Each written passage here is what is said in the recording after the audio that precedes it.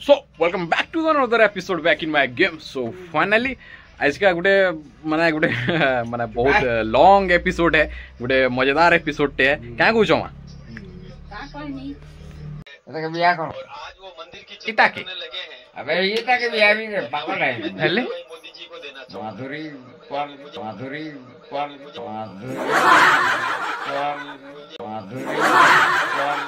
मोर माँ बसीछन तो देन इटा होउछे कि मोर बापा इटा चेहरा नहीं देखाबा से माने लजौछन काहेला कि से मोर माँ थिबार अपेक्षा भी से माने कहउछन जे सेकंड मैरिज मी करमी पर का कहउछ इति उद्देश्य रे करई दे ताका बिहा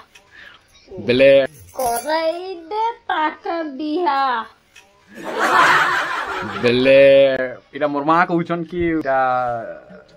सेकंड मैरिज करबे देन झंझट सब दिन लागुछन हैं मते बिहा करा मते एंता कर संता कर बोली करी बेले कराई दे तोर बापा के बिहा इवन काना होजी कि बापा रो मैरिज रे आपण मन के समस्त के आसवार पड़वा आउ आपण माने आसी करी ताके नव दंपति माने पहला दंपति तो इटा हाथ